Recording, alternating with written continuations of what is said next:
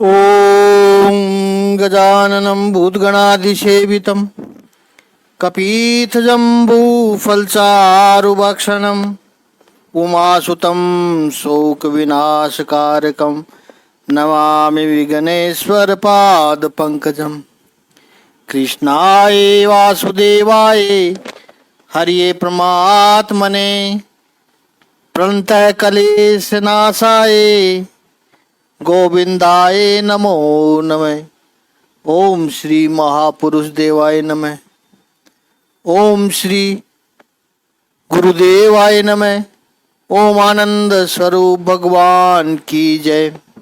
ओम शांति स्वरूप भगवान की जय। हमारा चिंतन गीता अध्याय 5 श्लोक 13 पे चल रहा है। थोड़ा सा इस पे और चिंतन करते हैं। तो प्रभु कहते हैं कि शरीर में रह करके वो सब कार्य करता है। कैसे करता है? मनसा, मन से करता है। और शरीर में कैसे रह सकते हैं, इसका भी शास्त्रकारों ने चिंतन किया है। कल भी हमने देखा कि भगवान का दिया गया यह मकान है और उसमें रहना है, तो कैसे रहना है? तो शरीर में दो तरह से रह सकते हैं। एक तो सेवक के रूप में, आपके घर में जो सेवक होता है, नौकर होता है, वो घर में रहता है। उसको पता है कि मैं इस मकान में रहता हूं, लेकिन ये मेरा नहीं है, मालिक का है। मुझे कैसे रहना है? जिससे मालिक प्रसन्न रहे, वैसे काम करते हुए मुझे इस मकान में रहना है। इस मकान को अच्छी तरह से संभालना है। ऐसे ही इस सृष्टि में हम आए हैं और ये भगवान का घर है। एक रास्ता तो वो है कि सेवक बन के रहो। ये सृष्टि मेरे प्रभु की है, मैं उसमें रहने के लिए आया हूं। मुझे कैसे रहना है? जैसे मेरा प्रभु जिसमें प्रसन्न हो, उसी तरह मुझे रहना है। इस सेवक भाव से संसार में रहना है। तो उसे कहा गया भक्ति मार्ग। दूसरा एक और तरीका है रहने का, मेहमान बन के रह सकते हो आप। इस पर भी हमने कल चिंतन किया था। किसी के घर, लेकिन उसके लिए आवश्यक है कि आपकी पहचान हो घर के मालिक से। मालिक को जो पहचाने वो घर में मेहमान बन के रह सकता है। ये ज्ञान मार्ग है। सृष्टि के मालिक, सृष्टि के अधिपति, ऐसे ईश्वर के साथ परिचय हो गया तो आप इस सृष्टि में मेहमान बन के रह सकते हैं। और मेहमान बन के रहने में भी एक अलग आनंद है, एक अलग तरीका है। क्योंकि मेहमान बन के रहोगे तो आपके लिए अच्छे से अच्छा प्रबंध किया जाएगा। इतना ध्यान रखते हैं। कहने का आशय, मेहमान बन के रहोगे तो अच्छे से अच्छा प्रबंध हमारे लिए किया जाता है। तब इतना याद रहे कि सारी वस्तु केवल उपयोग करने के लिए है।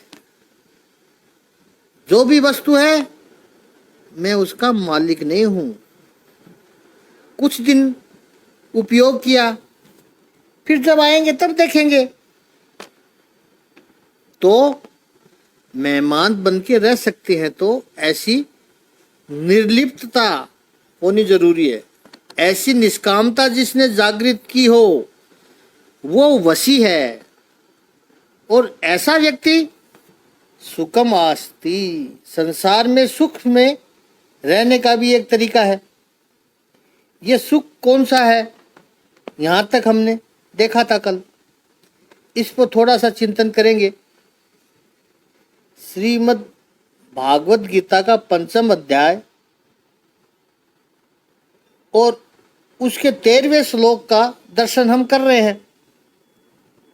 सर्व कर्माणि मनसा संन्यस्त आस्ते सुखम वसी नवद्वारे पूरे देहि नेव कुर्वन न कार्य न।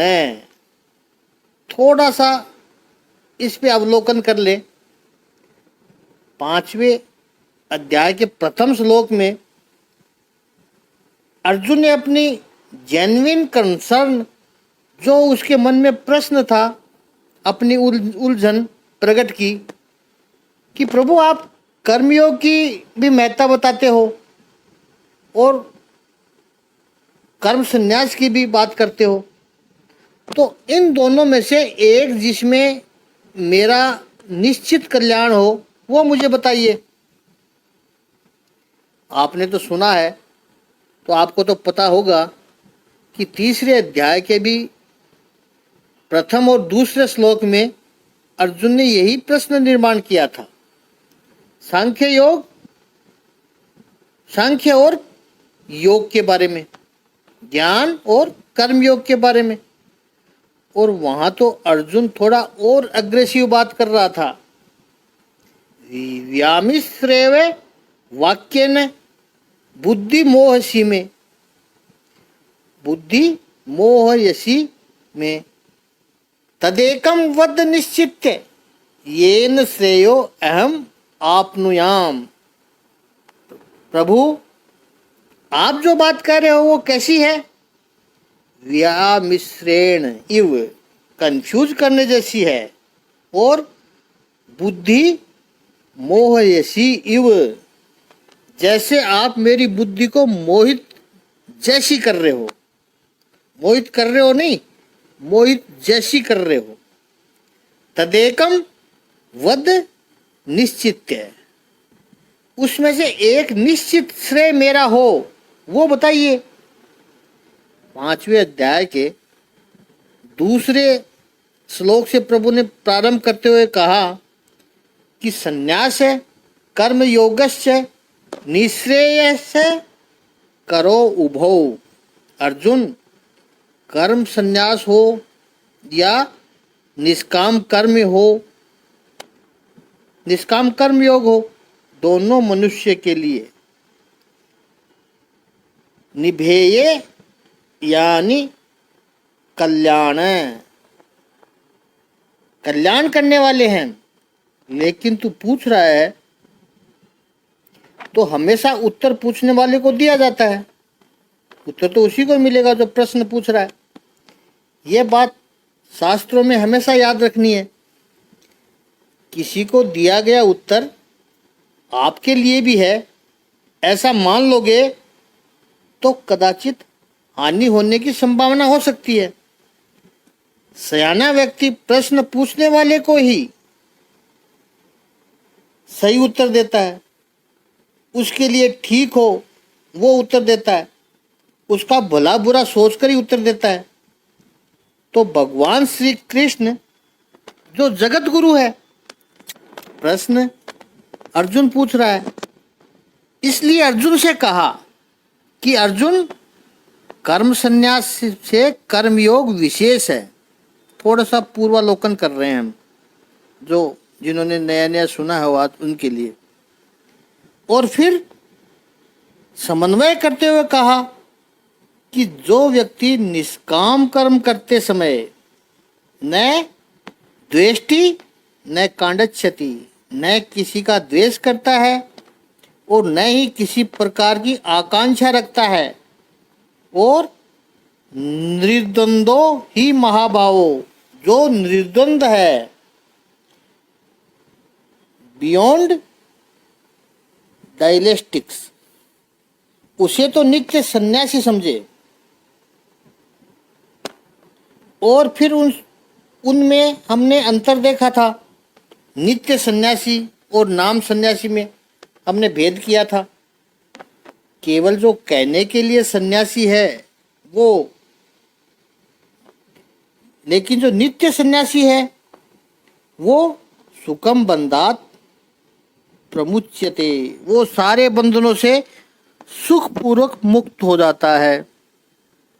और सांख्य योगो पृथक बाला प्रवदंती न पंडिता, ये भी हमने इसका भी चिंतन किया। अर्जुन, सांख्य यानी ज्ञान और कर्मयोग को बालिश लोग होते हैं, बच्चे लोग होते हैं, अज्ञानी लोग होते हैं, वो अलग समझते हैं। सचमुच जो पंडित है वो अलग अलग नहीं समझते हैं।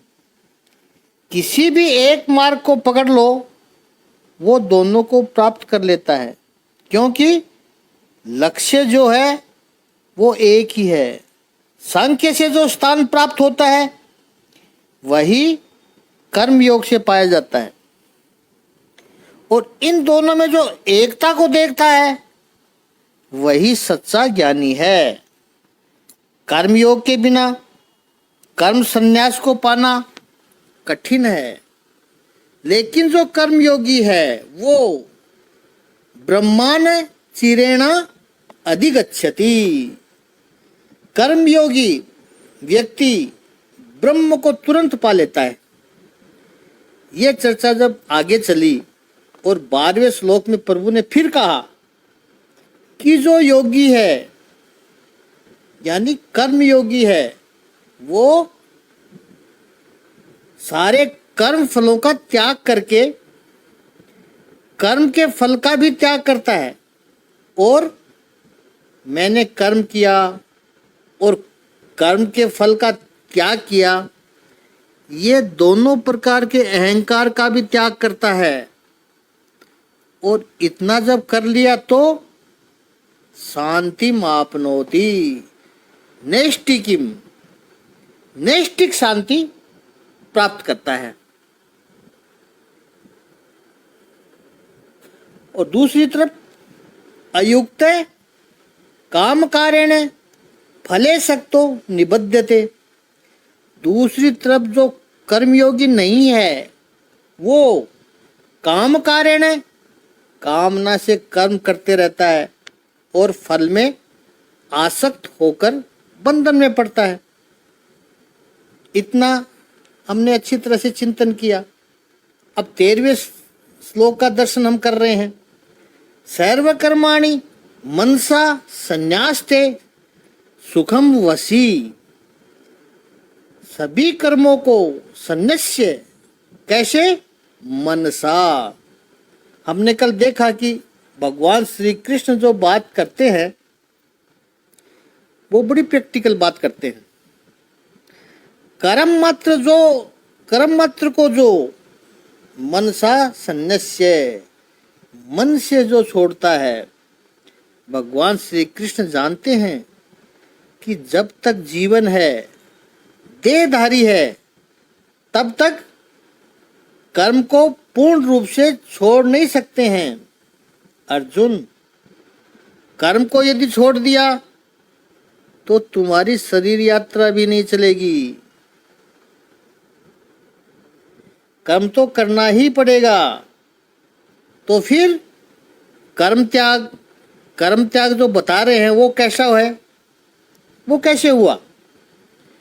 उस कर्म त्याग प्रभु कह रहे हैं मनसा, मन से छोड़ो। सच्चा त्याग कबीर का मन से दिया उतार। और ऐसा जो त्याग करता है सुखम वसी, इसी वसी को कर्ता के रूप में हमने लिया है। ये वसी जो है, वसी कौन? जिसने अपनी सारी इंद्रियों को और मन को वश में कर रखा है, वो वसी। ऐसा व्यक्ति सुखपूर्वक अच्छी तरह से रहता है। अब वशी जो है, जिसने अपने वश में कर रखा है, वो वशी। और जो स्वयं दूसरों के वश में है वो कौन है? वो तो परवश है, वो तो गुलाम है। उसकी लगाम किसी दूसरे के हाथ में है, जैसे उसका रिमोट किसी दूसरे के हाथ में है। जैसे कई लोगों को कहते हैं हम, जब वो गुस्सा करते हैं तो हम कहते हैं इतने अच्छे हैं आप, गुस्सा कर रहे हो। वो कहता है क्या करता, उसने ऐसा कहा कि मुझे क्रोध आ गया। उसने कुछ कहा और तुम क्रोधी हो गए, इसका अर्थ तुम्हें क्रोध दिलाने का बटन किसी दूसरे के हाथ में है, यानी तेरा रिमोट किसी दूसरे के हाथ में है। वो कुछ करता है और आप क्रोधित हो जाते हो। इसका अर्थ आप अपने वश में नहीं हैं, आप परवश हैं। और याद रखना है कि हमें कंट्रोल करने वाला बटन यदि बाहर की तरफ है तो वेदांत की परिभाषा में उसे कहते हैं कि फिर आप जो चाहो वो नहीं कर सकते हो, फिर वो चाहता है वो आपको करना पड़ता है। वो आपका शत्रु है, और शत्रु के अधीन जो हो वो भला कभी सुखी रह कैसे सकता है। इसलिए यहां भगवान ने कहा वशी सुखम आस्ते। जो वशी है, जिसने अपने आप को अपने अंकुश में कर रखा है, वही सुख से रह सकता है। शत्रु भी दो प्रकार का होता है, बाह्य शत्रु और आंतरिक शत्रु। बाह्य शत्रु के वश में होता है वो गुलाम है। विश्व के इतिहास में हमने कई ऐसे गुलामों को देखा जिनका शोषण होते हुए देखा है। बाह्य शत्रु के यदि कोई वश हो जाए तो उसका कारण है कि दुर्बलता है, वो दुर्बल है। चाहे वो शारीरिक दुर्बलता हो, चाहे वो मानसिक दुर्बलता हो, चाहे वो आर्थिक दुर्बलता हो, चाहे वो बौद्धिक दुर्बलता हो। बाह्य रूप से यदि कोई व्यक्ति किसी के वश में आ जाता है, गुलामी कर रहा है, तो या तो शरीर से दुर्बल है तो फिर उससे जो चाहो करवा लो। मन से दुर्बल है तो कुछ भी करा सकते हैं आप। आर्थिक रूप से दुर्बल है तो कुछ पैसे दे दो, फिर वो आपकी गुलामी करता रहेगा। या बौद्धिक रूप से दुर्बल है, जैसे 250-300 वर्ष के इतिहास को देखो आप। अमेरिकन यूरोपियन गए थे और जहाज भर भर के अफ्रीका से ब्लैक्स को लेके गए थे, वो गुलाम बना करके। क्यों? हट्टे कट्टे तो इतने थे वो अफ्रीकन लोग, एक चाटा मारे तो वो गोरा चक्कर खाकर गिर जाए। शारीरिक बल था लेकिन बुद्धि बल नहीं था, आर्थिक बल नहीं था, इसलिए उनको गुलाम बनाकर रखा। ब्रिटिश राज में भारत के लोगों को भी, विशेष करके उत्तर प्रदेश और बिहार के लोग, वेस्ट इंडीज में, मॉरिशस में, कितनी जगह पे, साउथ अफ्रीका में, गांधी जी की आत्मकथा में पढ़िए आप, मेरे सत्य के प्रयोग में उन्होंने लिखा है सब बातें। तमिल के लोग भी, बिहार के और उत्तर प्रदेश के भी वहाँ गए, गुलाम बन के गए, और उनकी तो वो हालत थी कि वो न पहचाना जा सके, वो कहीं जाए नहीं, इसलिए उनके दांत तोड़ देते थे। वहाँ गया, उसके दांत तोड़ देते थे। उसकी पहचान थी कि ये रजिस्टर्ड गुलाम है, आर्थिक गुलामी। उसकी चर्चा हमने अधिक नहीं करनी है, क्योंकि याद रहे सनातन वैदिक धर्म ये मानता है कि व्यक्ति को, समाज को, राष्ट्र को गुलाम बनाए, वो धर्म नहीं है। इसके विपरीत धर्म तो व्यक्ति को शक्ति संपन्न करेगा, समाज को, राष्ट्र को ऐसी दृष्टि देगा कि हमें न किसी को गुलाम बनाना है, न किसी का गुलाम बनना है। तो बाह्य शत्रु की चर्चा पर अधिक समय देने की आवश्यकता नहीं है। अंतर शत्रु, क्योंकि बाह्य रूप से जो शत्रु बनाएगा उसको धर्म नहीं कहते, उसको धर्माभास कहते हैं। वो धर्म की भ्रांति है, धर्म का आभास है, वो धर्म नहीं है। जो प्रजा को और व्यक्ति को शक्तिशाली बनाए वो ही धर्म हो सकता है। अंतर शत्रु है वो जीवात्मा को बड़ी हानि पहुंचाता है, अधः पतन करता है। कौन सा है अंतर शत्रु? वेदांत करता है षड रिपु, 6 दुश्मन बताए हैं, 6 शत्रु रिपु। काम, क्रोध, लोभ, मोह, मद और मत्सर। काम लस्ट, क्रोध एंगर, लोभ ग्रिड, मोह डिल्यूजन, मद एरोगेंस और मत्सर जेलेसी। ये बड़े रिपु है। ये व्यक्ति का अधः पतन करते हैं। एक जन्म के लिए नहीं, जन्म जन्मांतर के लिए करते हैं। तो इन कामादि शत्रुओं के वश में जो होता है वह भी परवश है, और वो व्यक्ति का कभी सुखी नहीं हो सकता वो व्यक्ति। लेकिन षड रिपुओं को जिसने अपने वश में कर लिया है, 6 शत्रुओं को जिसने अपने वश में कर लिया है, ऐसा जीवात्मा वशी है, और वो वशी ही सुख पूर्वक रह सकता है। सुखम आसीत, सुखम आसीत। तो ये वशी क्या करता है? वशी जो है वो मनन पूर्वक कर्मों का संन्यास करके सुख में रहता है। अब अगला श्लोक लेते हैं, 14वां श्लोक। तो 5वें अध्याय के 14वें श्लोक का शाब्दिक अर्थ है कि शरीर रूपी नगर का स्वामी देहधारी जीवात्मा न तो कर्म का सर्जन करता है, न लोगों को कर्म करने के लिए प्रेरित करता है, न ही कर्म फल की रचना करता है। यह सब तो प्रकृति के गुणों के द्वारा ही किया जाता है। इसी संकल्पना को प्रभु इस 14वें श्लोक में आगे बढ़ाते हैं, जो 13वें श्लोक से कंटिन्यूस करते हैं। वशी बनने में ये वशी की लाक्षणिकता देखी।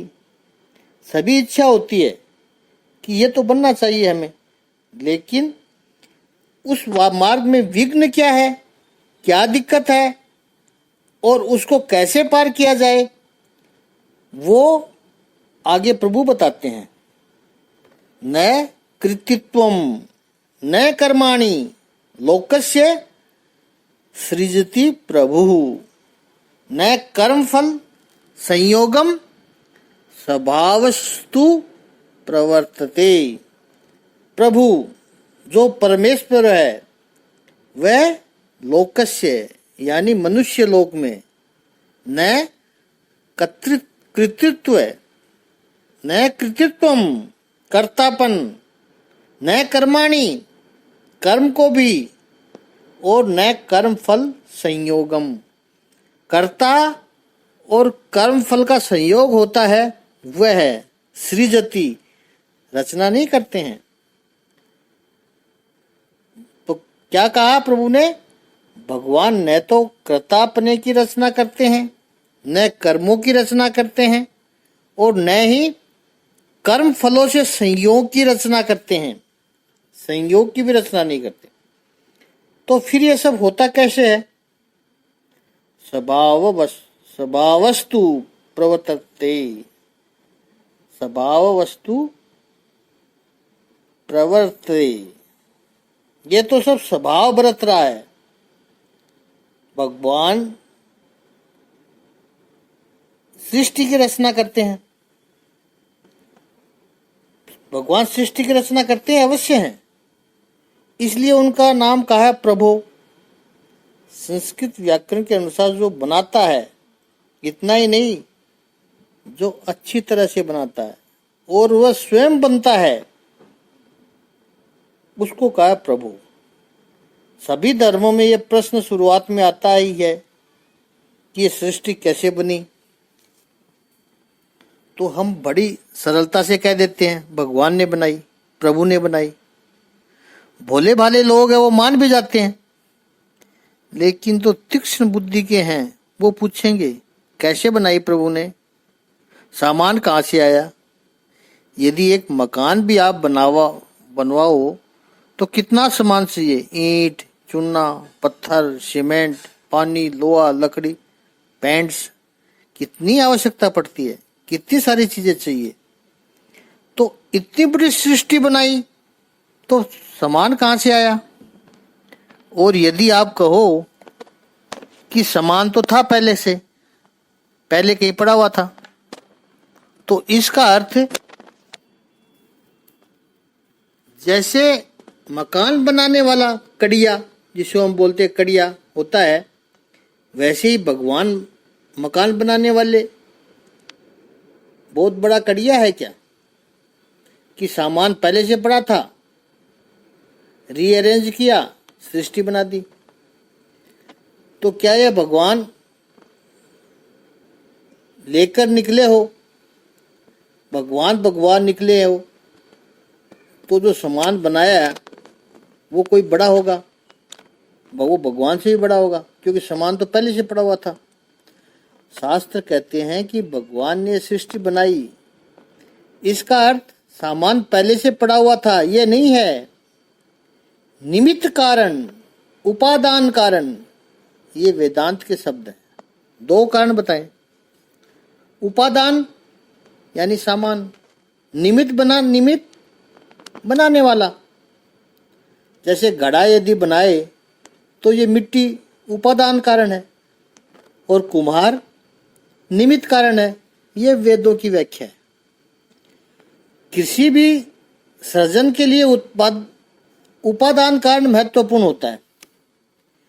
निमित्त तो शब्द भी ऐसा ही है, वो तो निमित्त है, वो माल नहीं बनाता तो दूसरा बनाता, दूसरा नहीं बनाता तो कोई और बनाता। घड़े के लिए मिट्टी आवश्यक है, निमित्त कारण सेकेंडरी रीजन है। ऐसे ये सृष्टि भगवान ने बनाई और समान पहले से था, तो जो समान है वो उपादान कारण है और भगवान तो निमित्त कारण बना। भगवान नहीं बनाता तो कोई और बना लेता।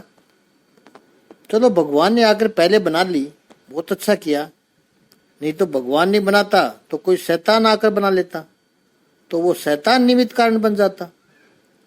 निमित्त कारण तो हमने मान लिया कि भगवान ने सृष्टि बनाई, उपादान कहाँ से आया, सामान कहाँ से आया। और दूसरी बात, उपादान हमेशा निमित्त से पहले होता है। सामान पहले था तो फिर कड़िया आया और मकान बनाया। सामान्य न होता तो कड़िया बैठ के क्या करता वहां पर। कोई भी कड़िए को बुलाओगे तो वो यही कहेगा पहले सामान मंगवाओ फिर मैं आता हूं। भगवान यदि इस सृष्टि का निमित्त कारण है और उपादान पहले से है, यानी सामान पड़ा था, तो इसका अर्थ वो उपादान भगवान से महान है, क्योंकि भगवान बाद में आया, वो पहले आया, ये तो हो ही नहीं सकता। इसलिए वेदांत कहता है, अद्वैत सिद्धांत जो श्रीमद् आदि शंकराचार्य जी का है, वो भी यही कहता है कि भगवान इस सृष्टि का निमित्त कारण भी है, उपादान कारण भी है। इतना ही नहीं, अभिन्न निमित्तो उत्पादन कारण, अभिन्न निमित्तो उपादान कारण है। उसने बनाई, उसमें से बनाई। सामान लेने भगवान और कहीं नहीं गए, अपने से ही सामान निर्माण किया प्रभु ने, अपने पास से, अपने अंदर से सामान निर्माण किया। और जैसे हम दृष्टांत देते हैं, और उन्होंने दृष्टांत भी दिया, वेदांत में दृष्टांत भी है कि जैसे वो मकड़ी जाल बनाती है, वो सामान कहाँ से लाती है जाल का? वो सामान अपने भीतर से ही प्रकट करती है और बुनते जाती है, अपने उस नेट को, उस जाल को बुनती जाती है। अब ईश्वर का एक अत्यंत तुच्छ, अत्यंत छोटा सा सृजन भी ऐसा कर सकता है, तो भगवान स्वयं ऐसा नहीं कर सकता है क्या? अभिन्न निमित्तो उत्पादन उपादान कारण सृष्टि उसने बनाई, इसलिए प्रभु यानी प्रभ आति इति प्रभु। भगवान भी भगवत गीता में कहते हैं कि बनाया मैंने है, लेकिन मैं करता नहीं हूं। अहंकार नहीं है भगवान के, साफ कहा है मैं करता नहीं हूं। भगवत गीता के 4 अध्याय में हमने दर्शन किया है, सबको याद भी होगा। 4 अध्याय का 13वां श्लोक आप दोबारा देख सकते हैं। भगवान कहते चातुर्य वर्णम मया सृष्टिम गुणकरम विभागशः तस्य कर्ता रमपि माम विधि अकर्तारम अव्ययम। इस संसार गुण कर्म के अनुसार चतुर्वर्ण जो समझता है, भाई ब्राह्मण क्षत्रिय शूद्र वैश्य, वो मैंने बनाई है, लेकिन मुझे अकर्ता जानो, ऐसा मान। ऐसा तू नहीं मानेगा तो तुझे नुकसान होगा। इसमें तेरी बुद्धि का तर्क कुतर्क वितर्क मत लड़ा। विधि को समझाने के लिए, विधि शब्द को समझाने के लिए उस वक्त हमने रामायण का दृष्टांत दिया था। वो बहुत प्रिय प्रसंग है, वो विधि शब्द को समझाने के लिए है।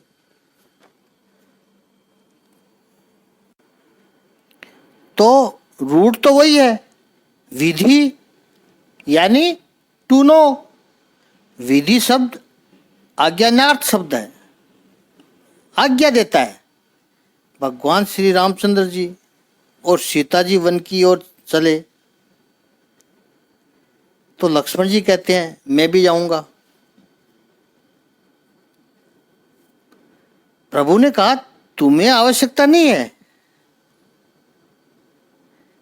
कैकेयी माँ ने कोई बात ऐसी नहीं कही है, उन्होंने तो सीता के लिए भी नहीं कही है, लेकिन सीता एक सती पतिव्रता नारी के रूप में भगवान रामचंद्र जी के साथ जाना चाहती है, उसको भी रोका गया।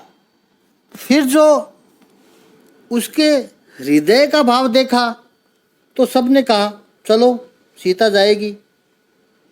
माँ कौशल्या ने आदेश कर दिया। लक्ष्मण कहता मैं भी जाऊंगा कुछ भी हो।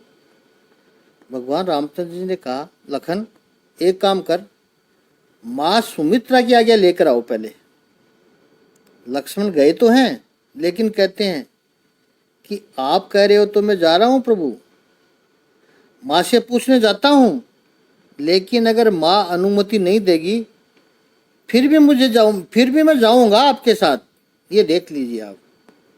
भगवान राम जी कहते हैं आप पहले माँ सुमित्रा की आज्ञा लेके आओ। सुमित्रा एक विशिष्ट माता है। लक्ष्मण जी जब जा करके पूछते हैं, और लक्ष्मण जी को विदाई देते समय, आज्ञा देते समय, माँ सुमित्रा कहती है राम दशरथम विधि, राम को दशरथ के समान मानो। माँ विधि जनकात्मजा माम विधि, और जनक नंदिनी सीता को मेरे रूप में मानो। अट्विम अयोध्या विधि तात तथा सुखम गच्छ। एक श्लोक में 3 बार विधि विधि। हे पुत्र लक्ष्मण तुम जा रहे हो, बड़े गौरव की बात है। ये कोई 2-4 दिन की पिकनिक नहीं है। याद रखना 14 वर्ष का समय है। तुम जा रहे हो तो याद रखो, राम को दशरथ मानना विधि। तुम्हारा मन कहेगा राम तो बड़े भाई है, वो कहाँ पिता है? दशरथ तो पिताजी है। नहीं, राम को दशरथ ही मानना। इससे आगे बुद्धि मत चला, बस मानना है। सीता को मेरी जगह मानना है। तुम्हारी बुद्धि तो ये कहेगी कि सीता तो भाभी है। नहीं, उसे माता समझना। आर्ग्यू मत करो। विधि, जिस जंगल में तुम जा रहे हो उस जंगल को अयोध्या समझना। फिर कहा विधि। तुम्हारा मन, तुम्हारी बुद्धि कहेगी, अरे अयोध्या में तो सुख संपदा है, स्वर्ग का राजा इंद्र को भी ईर्ष्या है, ऐसा महल रघुवंशियों ने बनाया अयोध्या में। कवि कुल गुरु कालिदास रघुवंश में क्या विचित्र चिंतन करते हैं, विलक्षण चिंतन करते हैं।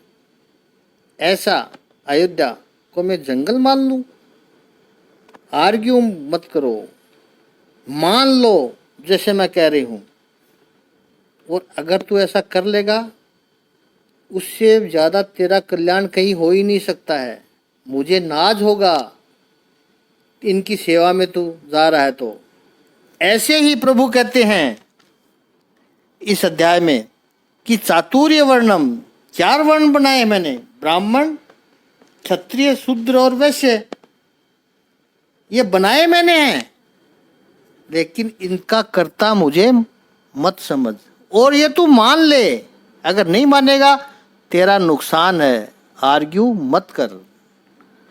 इसकी आगे का चिंतन कल करेंगे।